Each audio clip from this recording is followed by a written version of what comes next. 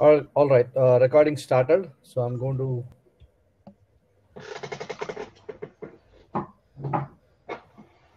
share my screen.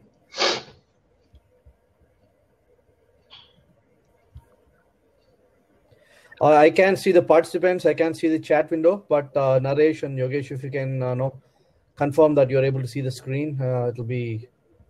Yeah. We'll get started. Yes. Yeah. Please go ahead.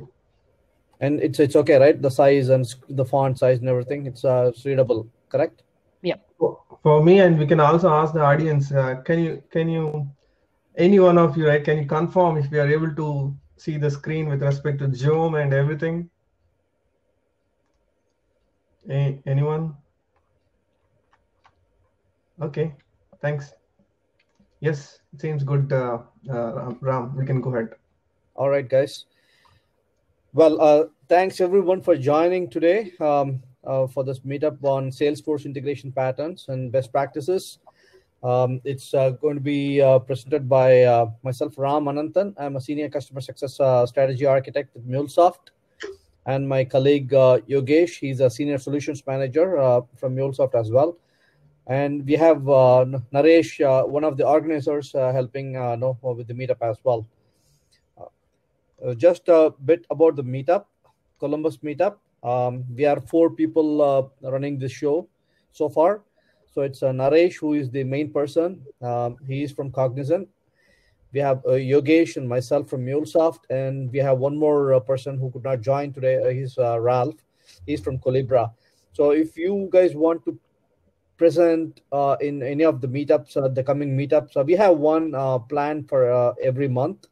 So we have one coming up in April, towards the end of April. I'm going to post it soon. And we have next meetup that's available is May. If you in any of our meetups, please reach out to us. We would be very happy and welcome. We would welcome that. The meetup is generally for the community to share their experience. It's not MuleSoft hosted, or it's not a MuleSoft show at all. It's a community show.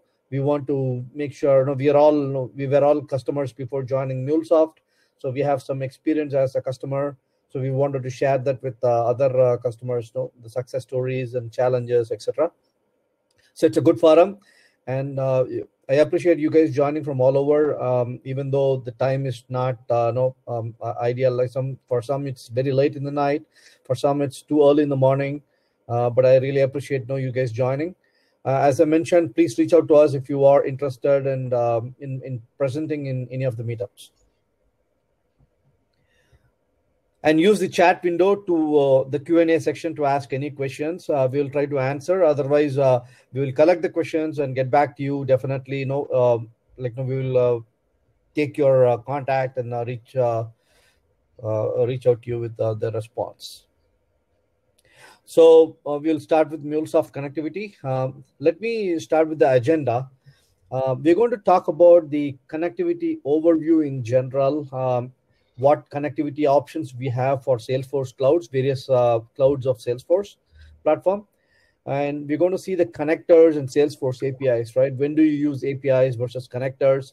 And with connectors, we have the core connector, we have the composite connector, doing multiple batch operations, and we do have connected triggers. It's a new concept, relatively new concept. And then we have a use case showing a connected app for MuleSoft connectors.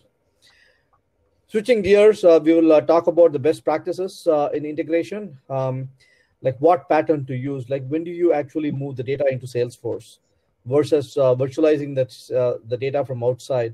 While you have options to either virtualize the data in real time, or you can have Salesforce reach out to the other systems to get the data in real time.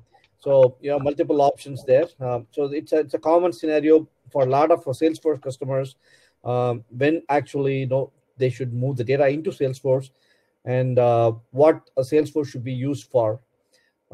It's not a data lake, so we'll cover all those aspects. And Apex is an object-oriented programming language used within Salesforce platform. It's a very powerful tool. Sometimes It can bleed into the middleware space because it has capabilities to execute APIs, call APIs, build API features, but it doesn't. No, it's a lot of the complex code that's involved when you want to implement all the EAI patterns in Apex. So we want to highlight, when you should use Apex versus a proper middleware tool for your integration needs. So we're going to cover the Salesforce integration technologies, Apex or data virtualization, manipulation, migration. What are the considerations when you migrate large sets of data into Salesforce? When do you have to move wide data versus skinny data? And real-time changes, events, and streaming. Like, how do you stream data from how do you keep Salesforce and your other systems in sync in near real-time as much as possible? And what options do we have for consuming events from legacy systems or third-party systems, or what options do you have for considering capturing the events from Salesforce ecosystem as well? And finally, we're going to touch on the accelerators for Salesforce. We've built a few of them: Service Cloud, Commerce Cloud, and we do have Marketing Cloud Connector, Analytics Cloud. This slide doesn't talk about all that, but we're going to touch upon Healthcare Cloud as well. So let's get started. Hopefully, I set the stage for you guys to understand what we're going to cover today. Talking about Salesforce connectivity, especially with MuleSoft, Salesforce has 6 different APIs that our connector is based on. So as you see on the screen, you have SOAP API, Bulk REST API, version 1, version 2, Streaming API, Metadata, Apex, SOAP, and REST Protocol APIs. So these are the different APIs that Salesforce provides, and our connector is strictly based on these APIs. The one advantage of using connector is it hides all the implementation details about how to use each protocol. You don't have to worry about whether you're using Bulk or SOAP or Streaming or Metadata API or Apex SOAP REST APIs. So it is intuitive from the operation that you pick in the connector. It changes all the configuration details for you, and it connects seamlessly with Salesforce. So that's the real advantage of using the connector. I will go into the details a little bit. Just to highlight what the difference is between Salesforce API and the connector itself. If you're using Salesforce API, let's say you are a .NET shop or a Java shop, you want to connect to Salesforce system, you'll be writing humongous amount of lines of code just to connect to Salesforce, basic auth. Forget about the complex security schemes that you want to introduce. Forget about all the EA patterns that you want to address in your integration, like standard mechanisms like retry, reprocessing, reconnection, error logging, error handling, etc. So those are all additional sections of the code that you would have to write if you're a Java or a .NET shop. But the connector takes care of all that intuitively. There is nothing that you need to write extra. Other than just configuring, specifying the endpoint, the protocol, the operation, and the credentials, etc. So it's very easy to use and very powerful. That's the whole purpose why people go for connectors versus APIs in Salesforce integrations. Then we have the Composite Connector, which supports various operations for Composite API. Salesforce has a Composite API, meaning you can club multiple APIs into one call. We will see a use case where we can how we can convert multiple operations into a single operation within Salesforce, and what the advantages are. And then we're going to talk about the connectivity to other Salesforce clouds. Right? We have a Commerce Cloud, Business to Commerce Cloud, Business to Consumer Data Connector that we produced, and we also have Einstein Analytics Connector, which is a little bare bone at the moment, but it can inject the data into this ecosystem, Salesforce ecosystem, for analytics. And it has capabilities to optimize the data that the analytics connector would need. Instead of dumping all the data into Salesforce, you can pick and choose what skinny data what key elements you want to migrate over to Salesforce, and then use the real-time live calls to enrich the data. And then we have Marketing Cloud Accelerator Connector, which is again, Yogesh is going to talk a little bit about that. Salesforce Connect OData. Not every time you want to push data into Salesforce. No, Salesforce should not be treated as a data lake or no data warehouse. It's not a data store at all, right? It's a system of record that you want to use it for, especially for your customer data or accounts and contacts. Those kind of data should reside in Salesforce. Any other data that you need to support your business should reside where it is right now in other systems. But you can expose the data in real time as OData sources. You can expose other legacy systems, databases as OData sources within Salesforce, so that you can treat those external sources as though they are within Salesforce, right? You can combine, you can join them with Salesforce objects, whether it's org data or custom object or standard object. You can do that. So if you're familiar with MuleSoft, the development practice, we have API Kit to actually create the shell for your REST APIs. Similarly, we have API Kit for exposing the OData, creating the OData sources for other third-party databases. So which will help you with all the connectivity, all the retry mechanism, error handling, etc. And it will simply expose the data so that you can access the data as though it exists within Salesforce. You don't have to move the data. You can use OData to access the data, outside data in real time. And then we'll see the Salesforce accelerators that we have developed to the templates that we have, accelerators we have, use cases, when to use accelerators, how we are addressing those use cases for the customers, how we make customers' lives easier. Instead of reinventing the wheel, when we know these are standard use cases, why not develop the accelerators for those use cases, whether it's healthcare or financial services or any other verticals that you may be from. We intend to provide accelerators. We do have some of them already available. Clouds and connectors, as I mentioned, we have a Commerce Cloud Accelerator to speed up the integration work for Commerce Cloud. It's based on the Open Commerce API framework. As you can see on the screen, it supports operations such as customer, shop, and agent related operations. Analytics Cloud, MuleSoft has created a connector for Einstein Analytics.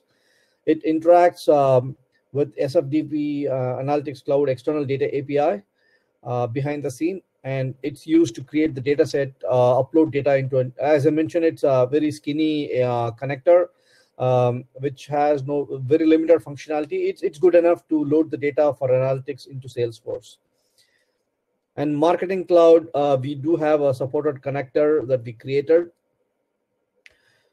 used for all the operations in Marketing Cloud. Create, update, delete configuration, support. There's a white paper link. I'm going to publish this deck so you can have access to the white paper also. How to create data extension object entities using Marketing Cloud Connector. Unfortunately, I cannot pause and ask you, to ask the questions, etc. But use the chat to ask questions. We will collect them. I will try to answer them as much as possible now. If not, we will get back to you. Okay. A common question that a lot of our customers have is, okay, I'm a Java shop, I'm a .NET shop, I want to connect to Salesforce. I do have MuleSoft, I have Apex. So I have multiple ways to connect to Salesforce and get the data or push the data into Salesforce. What is the optimal way? What are the advantages of different mechanisms? And when should I pick one versus the other? So Salesforce has all these operations exposed as APIs. So if you are a strong Java shop, you can absolutely write Java programs to connect to Salesforce and push the data or get the data out of Salesforce. But that's a lot of work. As you see on the screen, for a basic connection to Salesforce, you would have to write 80 lines of code. This is no approximate, right? It may be 100 lines of code or 120 lines of code. But more efficiently, if you want to write very simple connection to Salesforce system, you would have to write 80 lines of code. It does not include error handling, session management, reuse, disconnect, reconnection, retry. It doesn't have the delegated access. There won't be any connection pooling features. We are not talking about any of these in the code. And Salesforce supports 4 different OAuth schemes, right? So they're all complicated. As you start thinking about a real use case that you can use in production, you would have to have all these features as part of your integration. So you're talking about thousands of lines of code, hard to maintain, hard to test, hard to simulate the conditions, error conditions. So this is like no real challenge for customers who are even like strong Java developers or .NET developers to write the integrations for Salesforce or any system. That's why we have connectors. Connectors abstracts everything, all the complexity, right? And it doesn't let you worry about what end protocol that you're invoking, whether you're doing a bulk API or streaming API, or so it doesn't have to no worry about any of that. It's a seamless connectivity option that you have, which handles all these EA patterns and the standard I would say NFRs that you need to worry about in your integration, like error handling, delegated access, connection pooling, efficient connections, access via proxy, or 4 different OAuth schemes that SFDC supports. So all these will be part of the connector. And connector ships right after Salesforce releases the API. Salesforce has 3 releases every year. And then connector MuleSoft follows suit right after to release the latest version of connector. So if there is a 5th OAuth scheme that Salesforce releases, you will see that feature available in the connector right immediately. So the connector always tries to stay in pace with the Salesforce releases. So it's a very good option, and it's a most sensible option for customers to use Salesforce, the MuleSoft connector, because it's a single company, it's a single platform, and it has native connectivity with Salesforce, and it makes a lot of sense because you have already invested in MuleSoft, and that's the power, that's the value add that we provide as MuleSoft integration platform.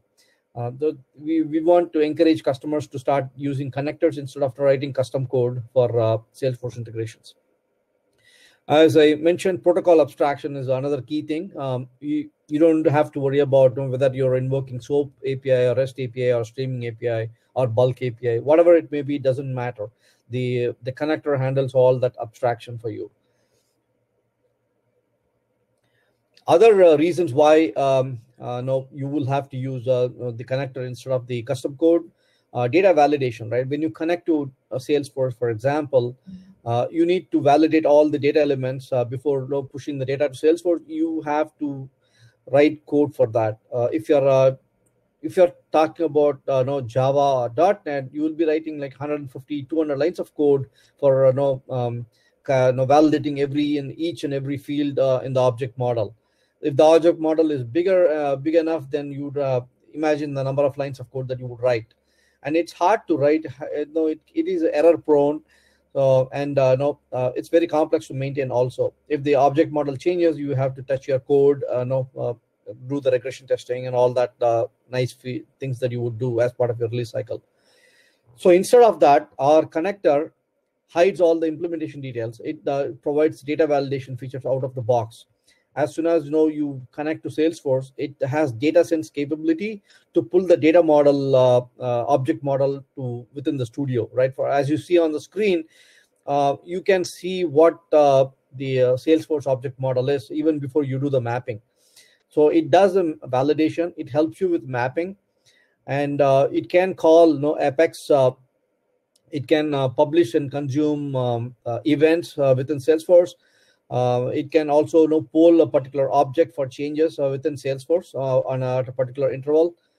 And we have connectors to support bulk data loads. It's like you don't have to invoke for every single record change from your third-party system to Salesforce. You can you can store and forward bulk data, like data loads in bulk. Connectors also support object introspection. As I mentioned, It has data sense capability. It can pull in the, it will pull in the data or data model of Salesforce objects to within the studio, so you can see what fields are available as part of this Salesforce object, and the data type, what is mandatory, what is optional, and so that you can map it visually from your legacy system. So that's the power of MuleSoft as a platform and connector in general. And it also has a polling and watermarking built in. For example, if you're using connector to pull the data out of Salesforce, you don't have to worry about whether you pulled the data already, whether are you interested in Delta. So it can handle all that for you. It has polling interval. It has it can poll a particular object for changes at a specified time interval, and it has watermarking built in so that it knows when the data was queried last time, and it doesn't have to pull the same data again. So if you imagine, if you have to solve all this in Java code or .NET code, it's going to be a humongous effort from the customer in maintaining it. You don't want to waste your resources developing something which is available out of the box and proven, and it's meant for that. So that's why we have integration platform, connectors, all these nice features. And you would be surprised, if you work on a project at your customers, and if there is a question about, okay, what do we use now? We don't have an integration platform. We are Java shop, .NET shop. Should we go ahead and build our integrations custom way, or should we look at integration platform? I think the right answer, sensible answer, will be to look for an integration platform like a MuleSoft. There are many tools available, but MuleSoft is so native to Salesforce. So in this case, I would highly recommend that you look into using say MuleSoft for your Salesforce integration. Core Composite Connector. It's another type of connector that we have to support multiple operations in a single call. You look at the picture below. You have the first flow has 4 different calls that you're making to Salesforce. Imagine Salesforce, it's a multi-tenant. It has governor limits. So you want to avoid making too many API calls to Salesforce to save on those limits. If you can club the request into a single call and then call Salesforce once, it saves you a lot of time and effort. So that's what this composite connector does for you. It's used to simplify complex data loading use cases. If you want to load a parent object and the child object and its child object, and you want to handle errors. If one of the child fails, you want to roll back the whole thing, or if the parent fails, you don't want to load the child. So all these combination of conditions that you can is supported completely out of the box by the Composite Connector. It leverages Composite API released in 2017. It has 3 different operations as of now. One is a batch operation. You can combine up to 25 unrelated objects into a single call. So you can create customer, you can account and totally unrelated objects within Salesforce in a single call. So you can have that batch call work in parallel within the Composite Connector, so that if you use a bulk API, you can choose to run either as a series, as a sequential, or as in parallel. So if you have 25 unrelated objects, they can all be processed in parallel. So it speeds up the process of integration. And if you have like conditions saying, okay, unless I finish loading the parent, I cannot load the child, or I cannot commit. So all those can be handled in the chained calls. For example, you can also use composite and tree operation, which are more common than the batch.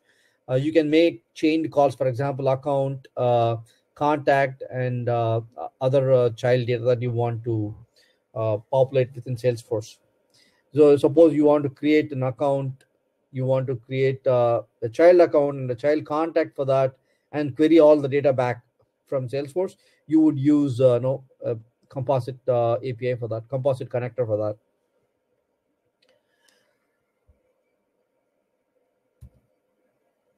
Monitor. Okay, I'm going to switch gears a little bit, talk about triggers. This is a relatively new concept. it's like no platform events. So you guys are aware of platform events from either legacy systems or from Salesforce, where no something happens and something changes in Salesforce or other ecosystem.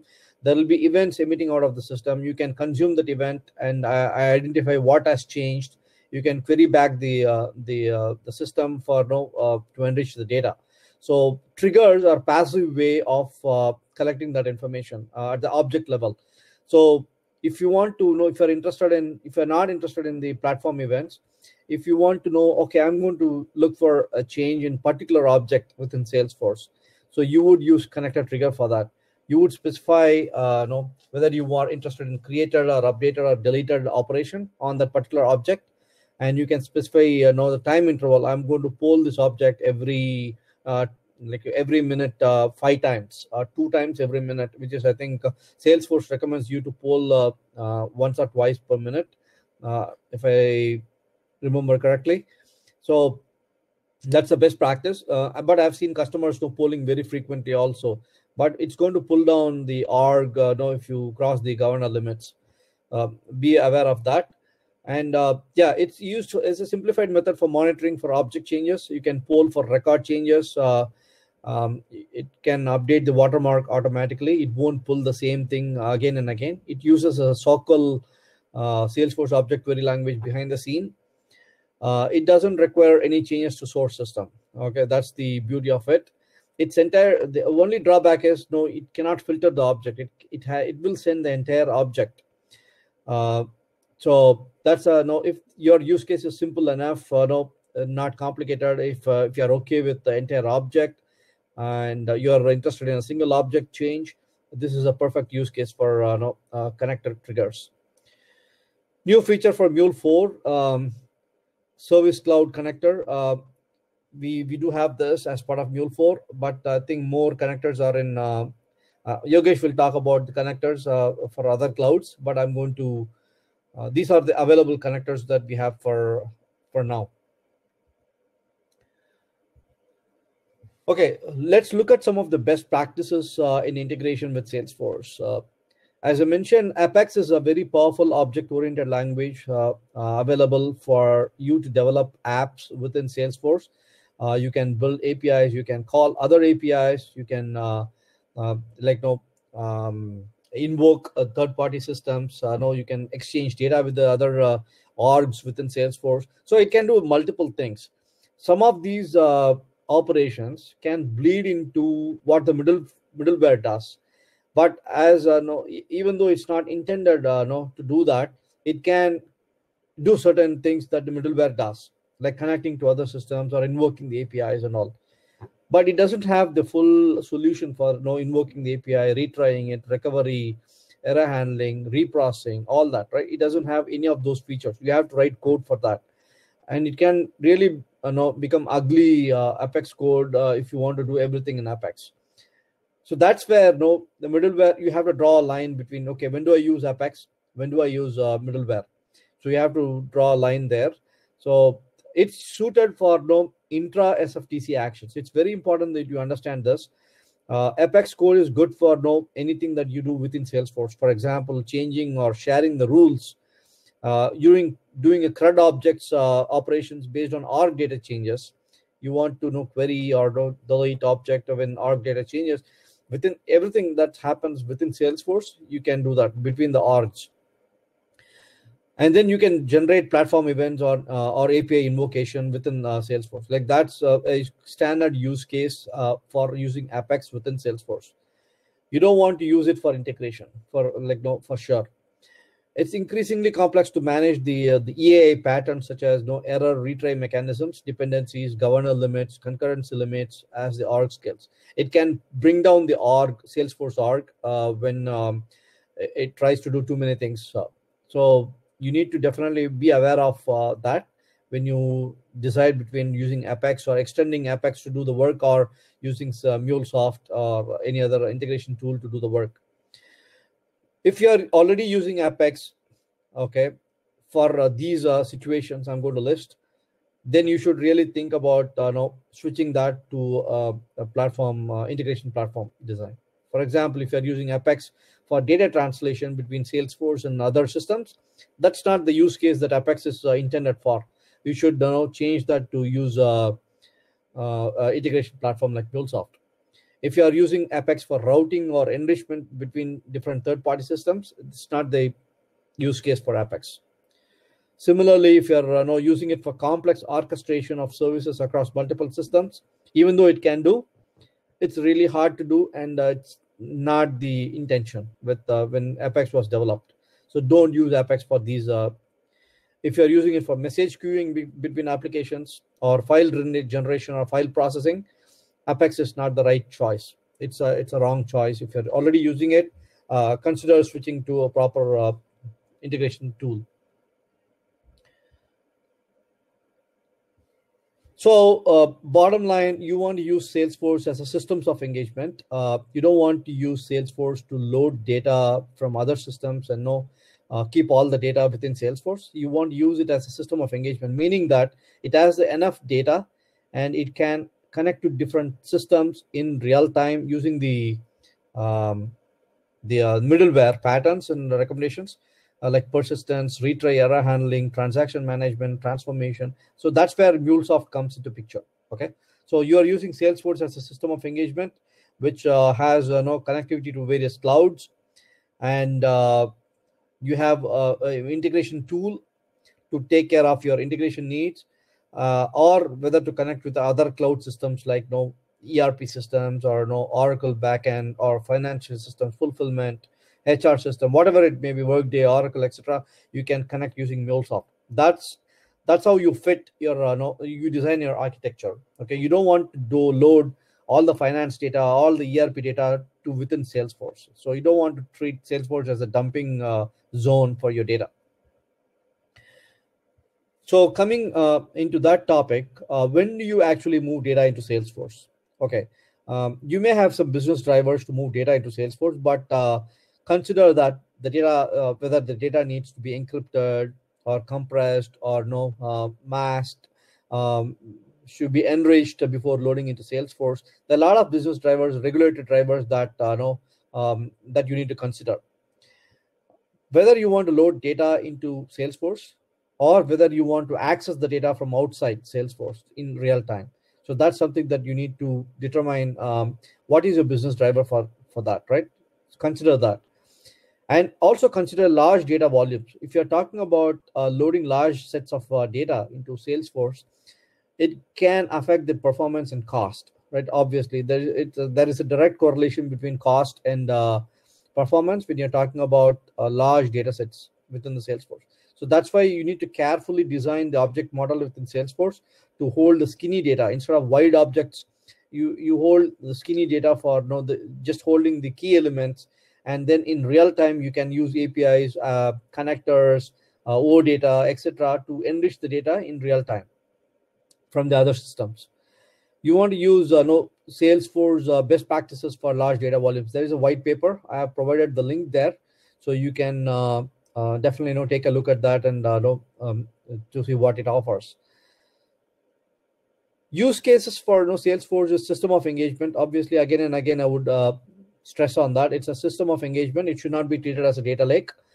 Suppose you have reporting and dashboards needs. If you're using Einstein Analytics within Salesforce to create some dashboards and analyze on the data, you have connectors available in real time to populate the data or to move the data, to expose the data within Salesforce. You don't want to always migrate the data into Salesforce. You want to use all these connectors so that you can populate the data for real-time dashboards and reports.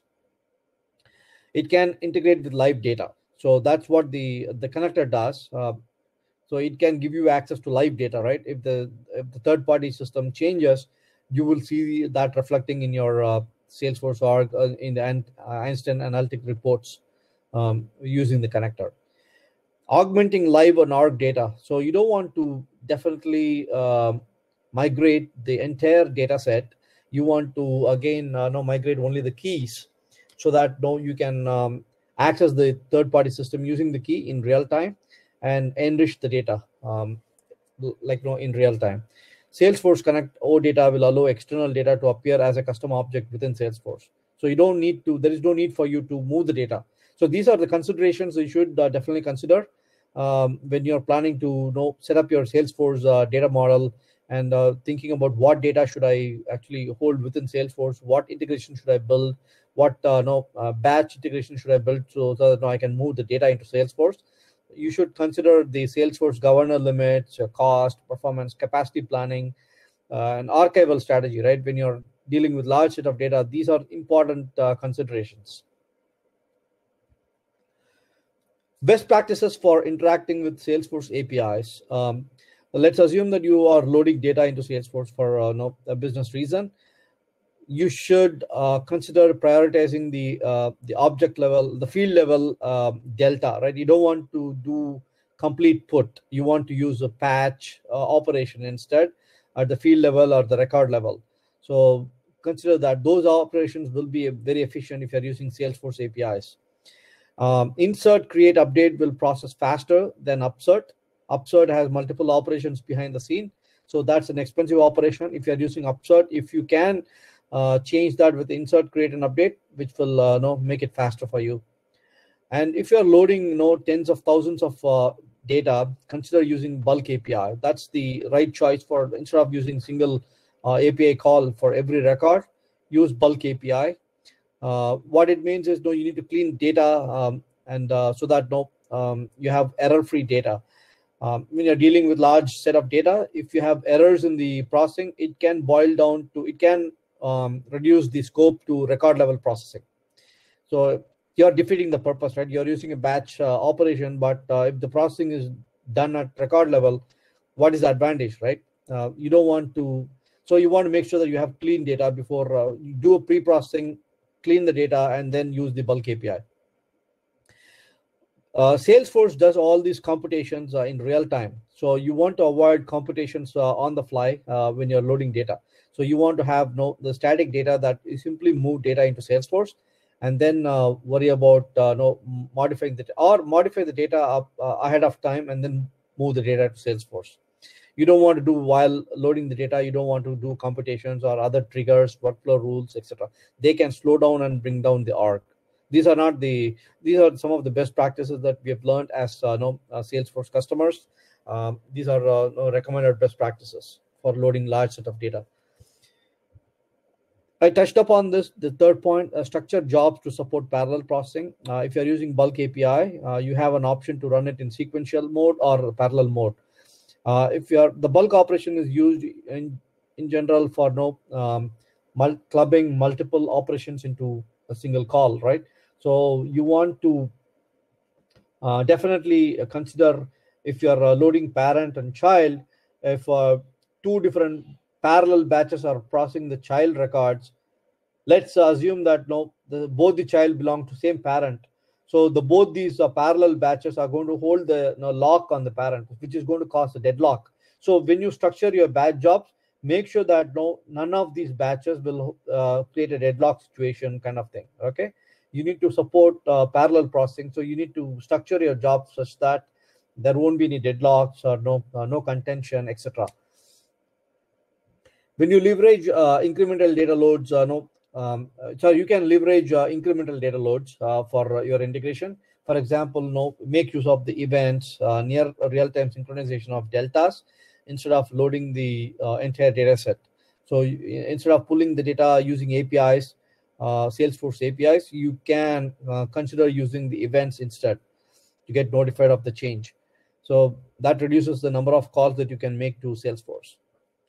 Use live data reads to avoid loading wide objects into Salesforce. Again and again, don't use Salesforce as a data lake. Only keep the key data in Salesforce and enrich the data in real time using live data reads, OData, or other ways. If you're reading data from Salesforce, prioritize delta extracts and reads instead of reading the entire object from Salesforce, the entire thing from Salesforce all the time. You should design in such a way that you're prioritizing your delta extracts and reads over the full extract. Make use of CDC platform events and push topics to sync data in near real time. If you're synchronizing Salesforce and say Oracle, and if Oracle is getting data out of Salesforce, Instead of doing a batch API call, batch integrations once a night or once a month, once a week, make use of CDC, like have the event-driven architecture in place so that you can synchronize the data between these systems in near real time. It also improves the performance of the system. It doesn't affect the performance. It doesn't improve, but it doesn't affect the performance. Interval polling using SOQL are more efficient, get updated. If you are interested in object changes, we saw that using a connector triggers, you can poll an object for change. You can use all these more efficient operations like get updated, get deleted. When you want to trigger something, when you want to extract the data out of Salesforce, when something does change, you can use these operations. You can also use bulk query for extracting large volumes of records. Instead of running individual APIs multiple times in a loop, you can use bulk query. Salesforce supports that, and that's the recommended way of doing it. If you're using SOQL, you don't want to have calculations as part of your query because Salesforce does that in real time, and it can affect the performance. And it has brought down the org many times if the complex calculations are done in real time on large data sets.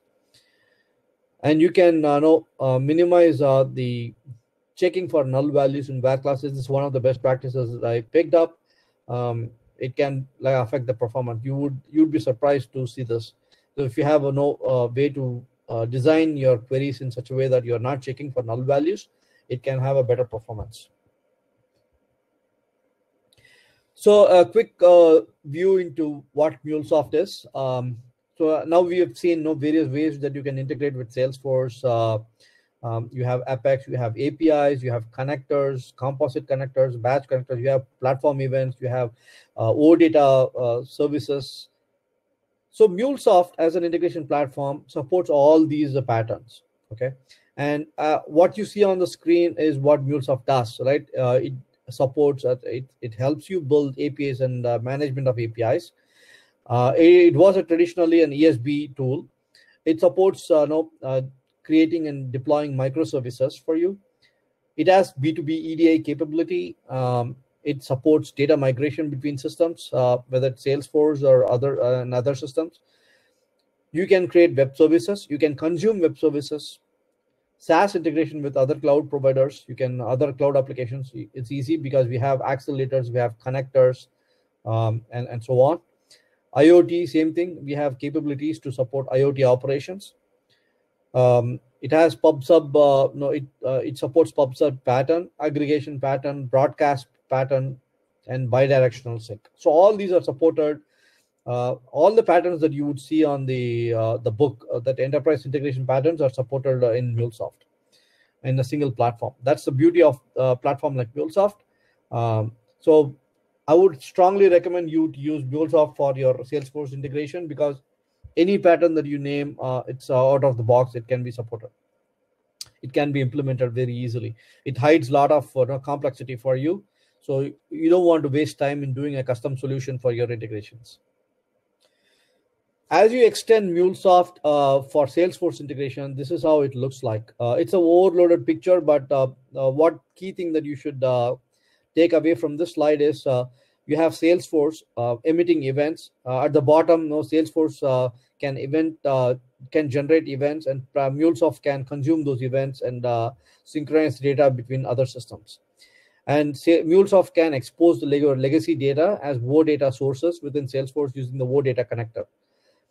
And MuleSoft can also be used to establish a bidirectional data sync and bulk data loads between the systems. And MuleSoft can connect to can be deployed and can be connected to any other cloud providers, cloud applications like Workday, SAP, and you can also deploy your MuleSoft integrations in cloud or on-prem. So this is a typical landscape. If you have MuleSoft and Salesforce, this is how it will look like for all your use cases with Salesforce integration. All right. With that, I'm going to turn it over to Yogesh for the rest of the presentation. Please use the chat window again for any questions, comments. Would really appreciate that. So Yogesh, should I stop sharing? You can start sharing, or you want me to continue? You can continue sharing, Ram. Okay, perfect. All right. Thank you for excellent overview, Ram. Hello, everyone. My name is Yogesh. I'm a Senior Solutions Manager in MuleSoft. Ram covered a MuleSoft aspect of integration.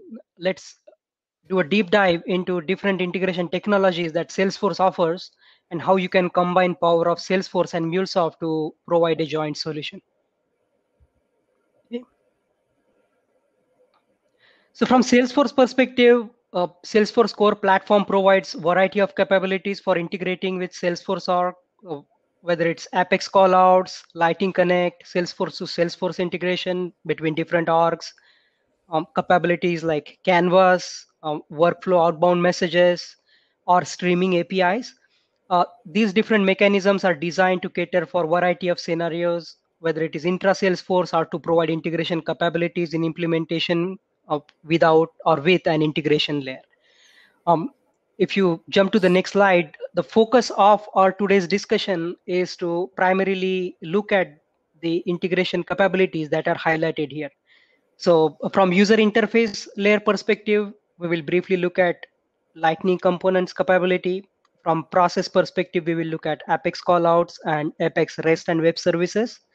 And from data integration perspective, we will look at Lightning Connect, streaming API, or bulk REST and SOAP APIs. So that will enable three common areas like data virtualization, data manipulation, as well as real-time integration between Salesforce and other systems.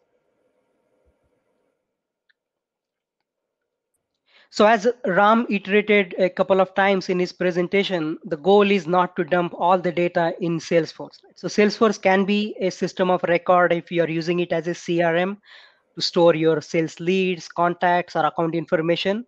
But oftentimes, it is also a layer of engagement. You want to take advantage of Salesforce's rich user interface and user experience capabilities, whether it's for creating interesting applications using Community Cloud, creating mobile applications using Salesforce's mobile SDK. So if you want to bring data that lives in other systems and just surface it into Salesforce object through configuration, Lightning Connect is the right choice. So it brings the real-time data into Salesforce. It doesn't reside or persist in Salesforce. The direction of the data flow is Salesforce to other systems. The data location is remote, and under the hood, it supports OData protocol. So when data is in remote systems is volatile, you don't have to actually continue copying it in Salesforce. The way this functionality works is on the Lightning page, you want to surface some data from remote system. You configure Lightning Connect and hook it up with your remote system. Whenever that data needs to be presented on the screen, Salesforce will make a call using OData protocol and bring that data right into the screen in Salesforce. Since data is fetched in real time, sometimes there is a latency problem. It's not recommended for reporting or data analysis type data intensive use cases. It incurs additional license cost, whether it's governor limit or you need to purchase Lightning Connect adapter separately. But you need to evaluate what's the best choice in this type of a scenario. Next slide, please. Other option is Apex callouts, right? So again, different options that Salesforce offers. There are pros and cons of different approaches. So just like Lightning Connect, Apex callout is also a real-time or Apex batch class type of a programmatic access. It requires custom coding, so high degree of flexibility. APIs can be combined with Salesforce data according to Apex programming model. You can have data like unlike Lightning Connect, which heavily relies on OData as the protocol, Apex callout is a little bit more flexible. So you can have any type of interface as long as it is REST or SOAP compliant. It doesn't have to be OData. From security perspective, you have to use named credentials that provide administrative support for OAuth if REST APIs support it. Or if you're using SOAP APIs, you will use web services authentication via setting those in a request header. You don't need additional tools or additional licensing, but obviously there is a API governor limit that will kick in depending on the amount of traffic that happens to the remote system.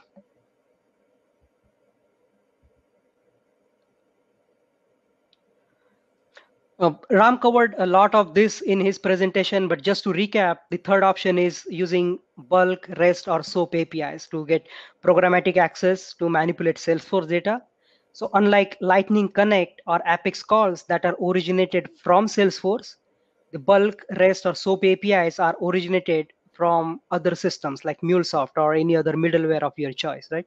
So Salesforce provides multiple standard-based general-purpose APIs for the manipulation and retrieval of data inside Salesforce by remote systems. The bulk API is optimized to support batch loading capabilities for large data sets. It's typically useful for general purpose create, write, update, delete operations over data that resides in Salesforce. APIs provided by Salesforce are designed for general purpose, so we recommend creating system API layer on top of Salesforce's REST or SOAP APIs. These are very flexible general purpose APIs to support broad range of client applications. You are not restricted by a particular data format like OData. A data location is in Salesforce. Client applications need to conform to a standard REST or bulk APIs or enterprise partner visuals for SOAP. Salesforce provides robust security. So as Ram mentioned in his presentation, 5 different types of OAuth protocols or basic authentication in addition to standard IP-based security that Salesforce offers. You don't need any additional tools. Users will see the data changes through the user interface as normal. And this is general illustrative architecture overview. So when you are designing the best architecture for Salesforce integration, we highly recommend leveraging all the possible options that Salesforce and MuleSoft offers, taking advantage of bulk API, REST API, or SOAP API wherever they are appropriate. So for schedule and batch oriented type processes, you will use Mule to retrieve large amount of data set from sources like CSV and feed that data to Salesforce using the bulk API. Take advantage of the rich security features that Salesforce offers, whether it is OAuth for REST or bulk API. SOAP API supports username and password, standard error handling, and connection pooling features that Mule Connector offers.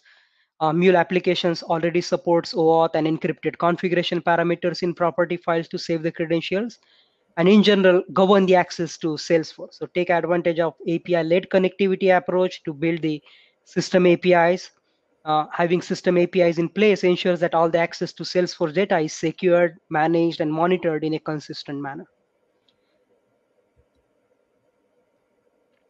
And just to touch base last on the bulk API, there was a lot of conversation happening in the chat window about ELT, extract, load, transfer type of scenarios in Salesforce. So beyond the bulk API, which is a programmatic option to load the data into Salesforce, or which is asynchronous processing of records, provides you the capability from gzip compression perspective. You can process batches sequentially or in parallel. Something that you don't see on the screen is other options that Salesforce provides are data import wizard, which you can use right from Salesforce's UI or Salesforce console to load up to 50,000 records, and data loader, which is an external tool that you can use to load up to 5 million records. So multiple options to bulk load data into Salesforce. Highly recommended to use Mule. You get a lot of flexibility in terms of data manipulation, data transformation, monitoring, security, as well as auditability of what data goes in. And then eventually you can reuse that functionality across a range of applications.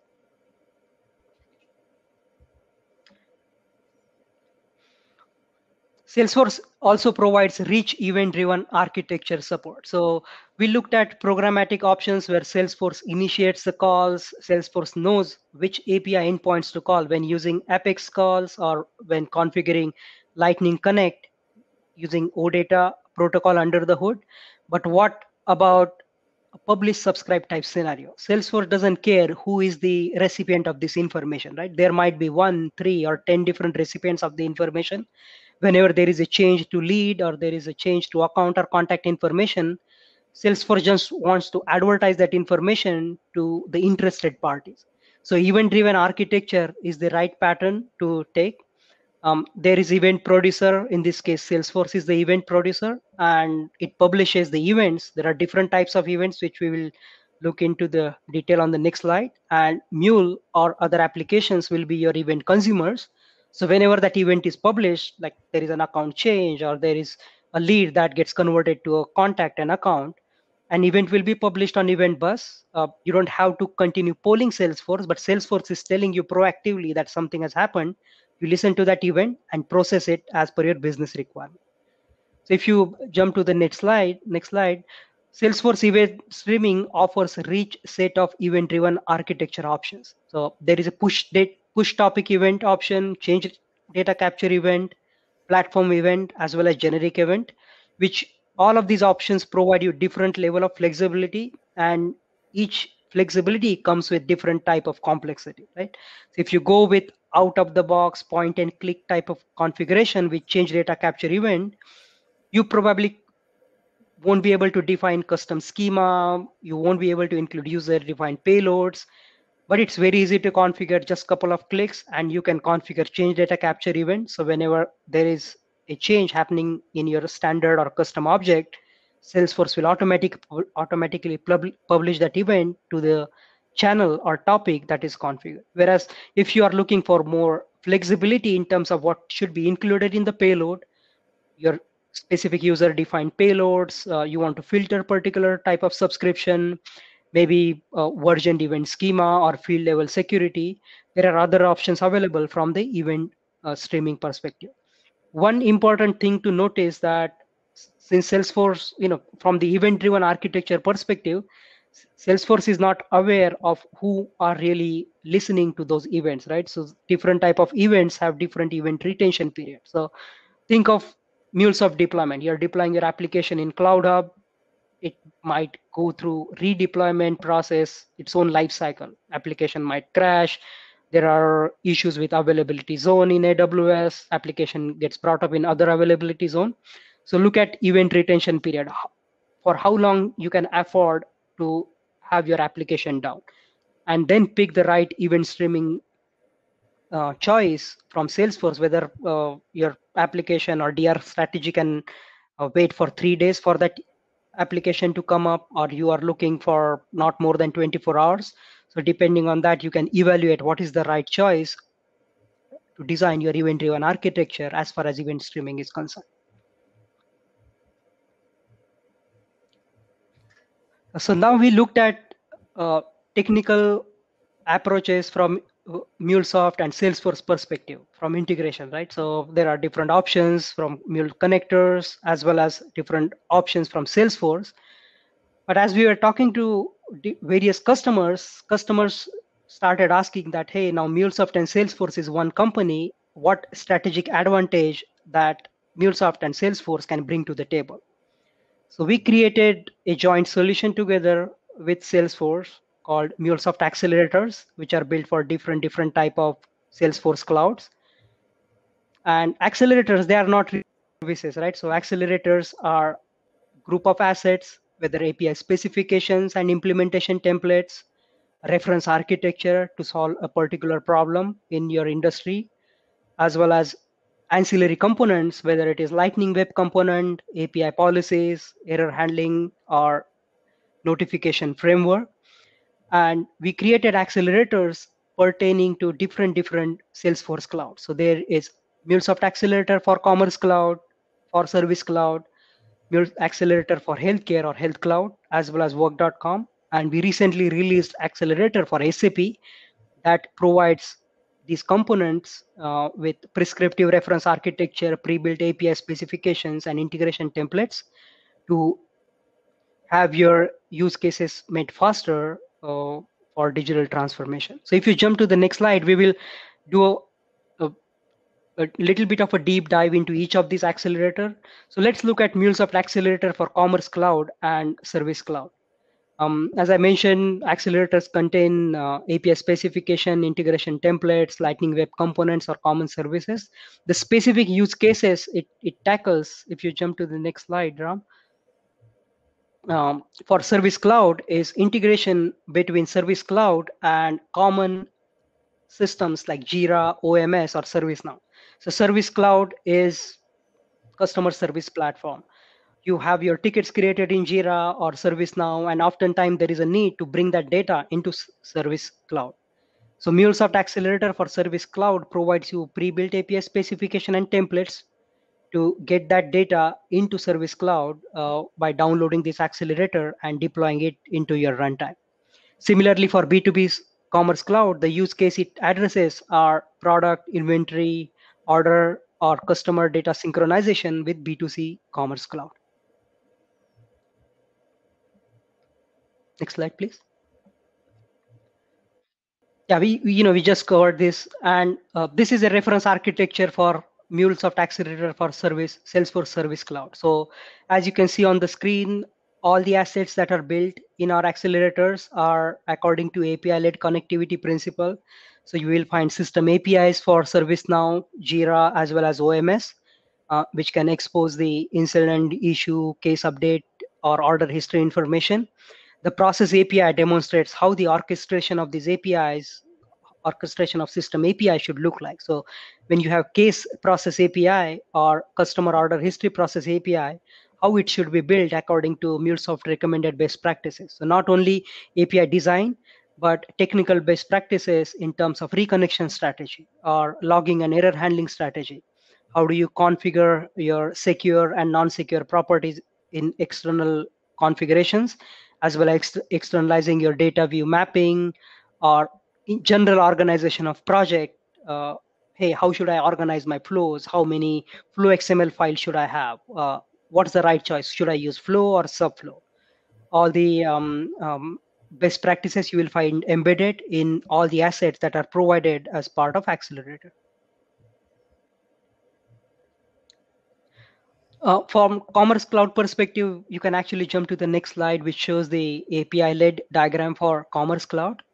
So for Commerce Cloud, the system APIs include OMS, PIM, SAP, or staging system APIs that help you unlock order, product, inventory, or customer information. And the process API can orchestrate the call between these various systems. And you will also see an experience API if you want to actually make that data available for a specific experience layer. In this case, Commerce Cloud itself is an experience layer. Next slide, please. We can jump to the next slide. And MuleSoft Accelerator for healthcare. So it helps you power Health Cloud with real-time patient data, whether to equip call center agents with actionable patient data. We specifically built it for COVID-19 type triage and other urgent needs. So now, if you are not familiar, healthcare is very regulated industry. The system of record in healthcare industry is electronic medical record systems like Epic and Cerner. But oftentimes for privacy and security reasons, call center agents or appointment schedulers do not have access to these systems. And as hospital systems started seeing influx of patients into hospitals, right? There was a challenge to make that data available to call center agent. So we wanted to bring that data from Epic, Cerner, other electronic medical record systems into Health Cloud. So call center agents can have enough data to do the COVID-19 type triage, whether it is for patient admission, appointment scheduling, or general visitor management.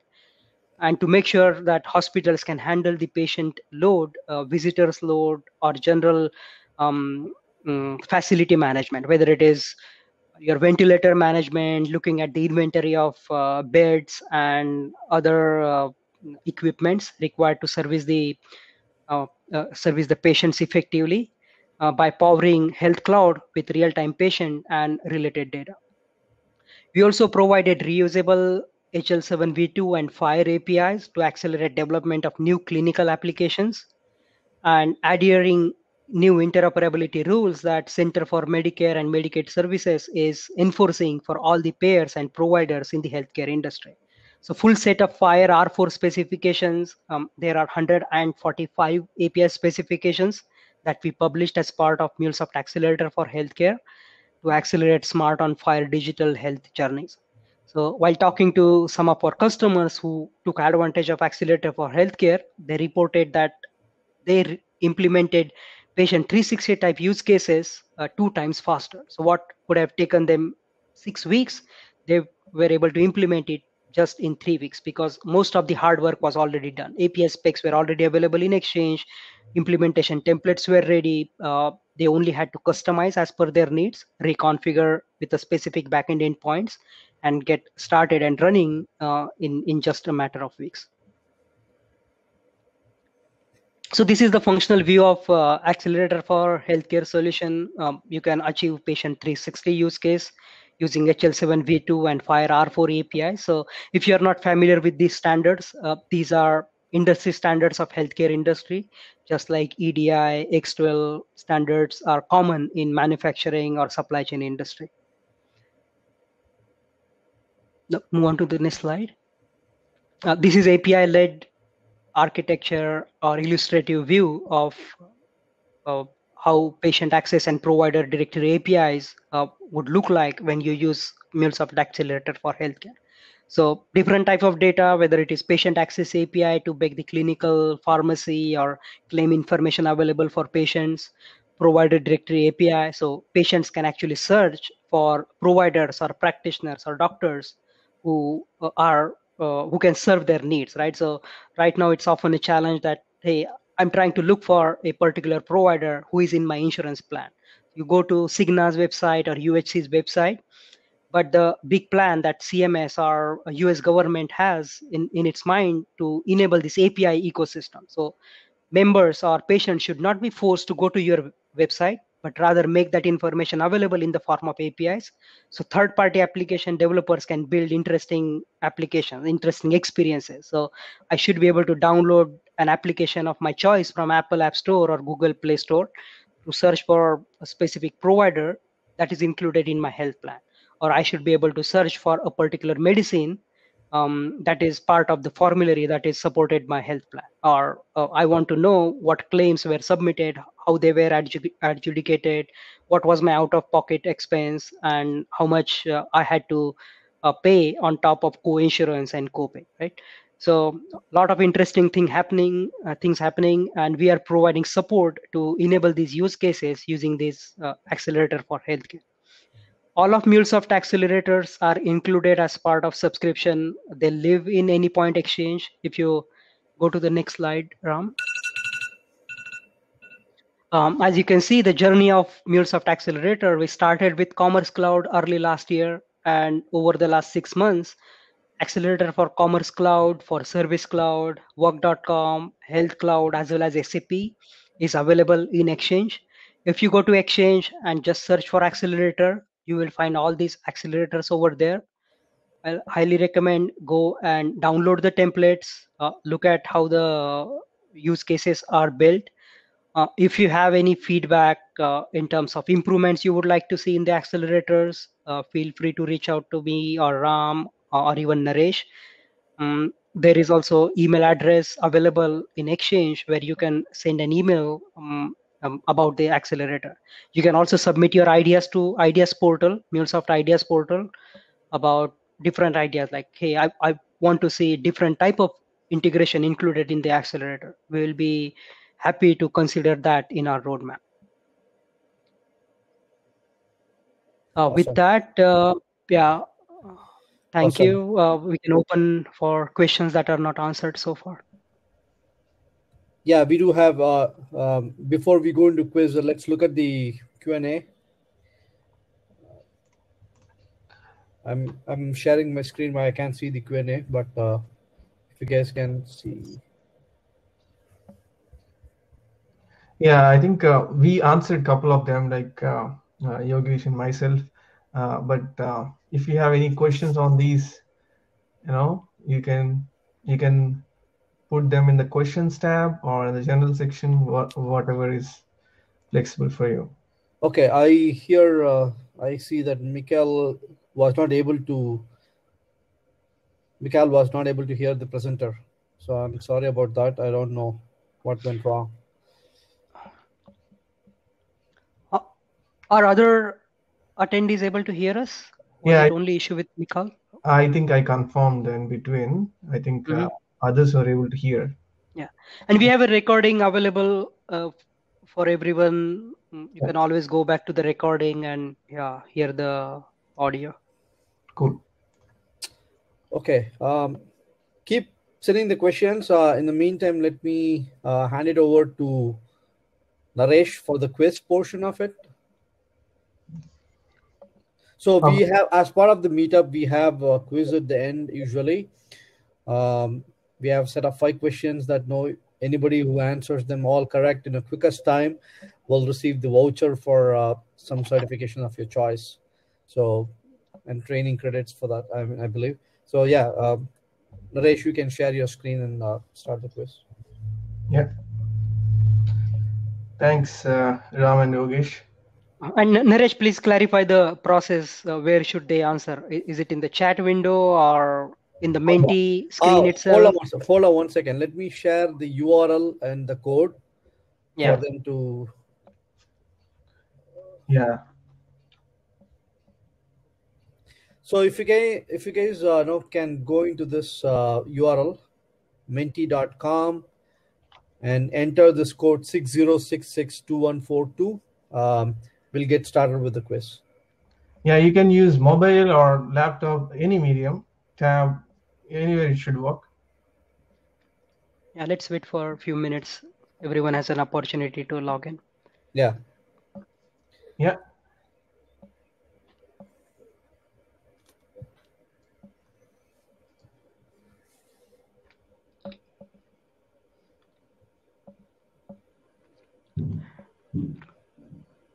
Let's post. Let me post that Menti code. You can see on the screen as well, but this is the Menti code. Okay, you're doing it right? Yep. I can share the screen. It has the home screen, which shows the Menti code. Yeah, please. Yeah. I've stopped sharing, so you should be able to.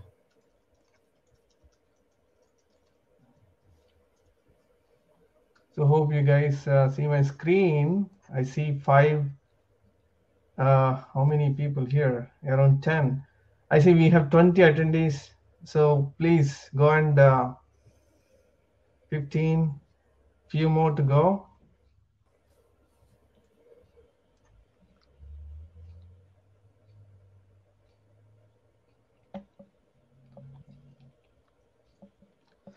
Can we start, Ram?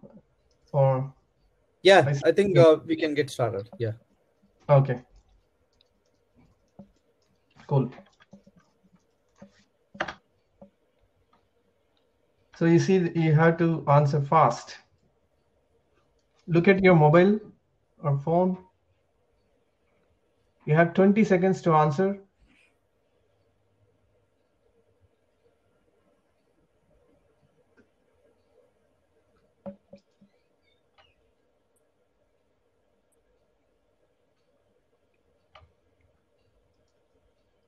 Okay, there are seven people answered correctly. Okay. So the next question. Oh, before that, we have a leaderboard with the points. Pratyusha, Varuna, and Cayman. Put your full names as well after this, okay, so that I can see. Okay, the next question.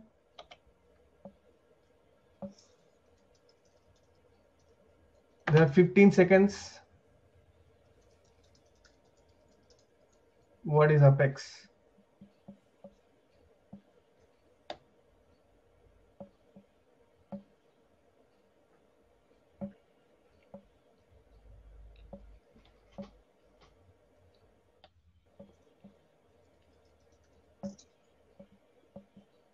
Oh, good. Most of them answered correctly. Object-oriented programming language used within Salesforce platform. Let's see the leaderboard. Oh, we have same Pratisha. Oh, Cayman took over now.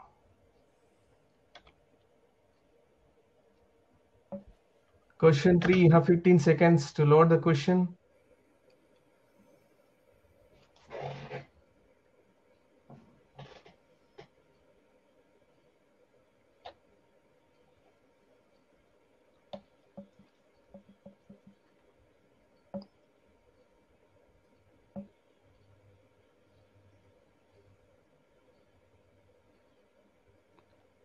Good.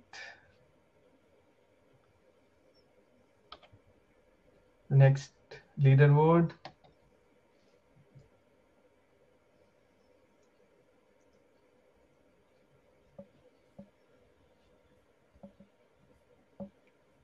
Oh, we have again switched over. Question number 4.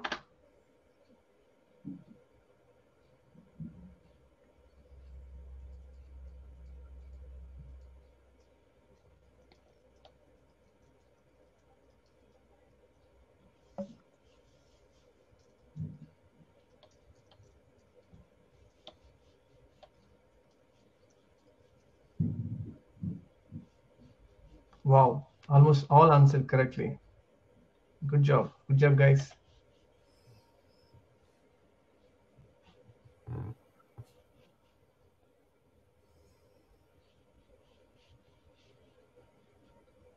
We have Krishna now, the leading person.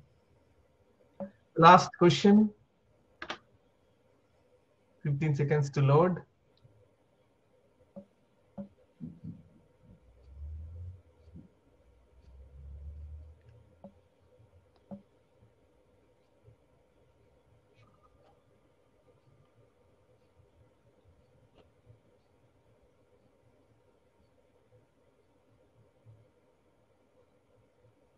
Oh, seems this needs some clarity from Ram, it seems. Okay, Service Cloud, right? Yeah. Yeah, I think Yogesh covered it in detail, what Service Cloud does and what are the features. And Sorry, I could not read the question. Is there a way we can go back? it was all the options were right. The last question was about Service Cloud Accelerator. What does it provide? Right, but I think all the options seemed right. I want to read the answers carefully. Let me try if I can do that. Maybe I cannot go back because I'm sharing. I think I cannot go back. Okay. I lose. Let me look at the question.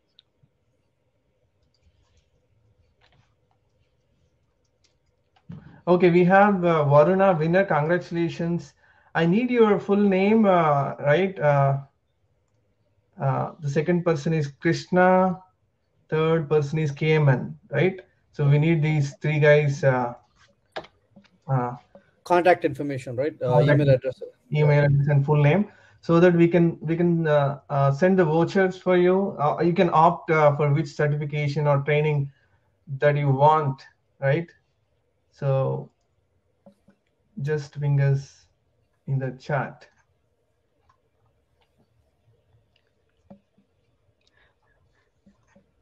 Okay, while they're answering, I mean, they're giving their names. The Service Cloud question was, what does Accelerator for Service Cloud provide? The options were, first option, it provides service agents with direct access to critical data they need to service customers, all within Salesforce Service Cloud. The second option was, it powers up the shopping experience for your consumers by seamlessly connecting your customer, product, and inventory data in real time. And third option was, empowers the next generation of app creators to build apps within Salesforce ecosystem easier and quicker. So option B is obviously not correct.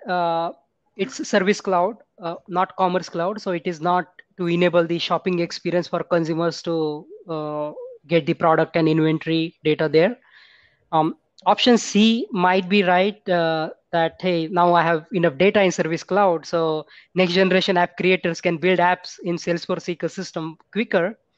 But that was not the primary goal, or that was not what Salesforce Service Cloud really provide. The option A is right. It provides service agents with direct access to critical data like the ticket information from Jira or ServiceNow that they need to service customers, all within Service Cloud itself. So they don't have to keep 2 windows open, or what you call swivel chair approach, like keep 2 windows open and keep flipping from one window to another. That complexity is reduced by the accelerator. Now all that data, ticket data, is residing inside Service Cloud for better customer service. Awesome. Any other questions before we wrap up today's session? Again, I want to highlight, this is a community event. We want people from the community to present in these meetups. I think somebody, was that Ankit? Abhishek, right? Abhishek showed interest. So we'll get in touch with Abhishek. But if anyone else wants to participate as a presenter in the next meetup, please let us know. We can connect you with the right resource we can work with you on the preparation as well. You don't have to get feel overwhelmed. It's not a rocket science to present in the meetups, but so it'll be a good experience. It'll be good to hear from you guys as well. So yeah, and Ram, if I may interject. Yeah. So in addition to volunteering for a meetup, if you are not interested in volunteering but interested in hearing something from others, hey, maybe you should present what MuleSoft Composer is, or how can I handle complex data view mapping? What are the data view based practices? I'm just picking random examples here, but if you are interested in a particular topic that you would like to see in future meetups, please let us know. We can consider those for our future meetups. That sounds good. Awesome, guys. Thank you so much for joining today. First, let me stop recording the event, and then we can hang in there for additional time if everyone wants to stay for a little bit. Yeah.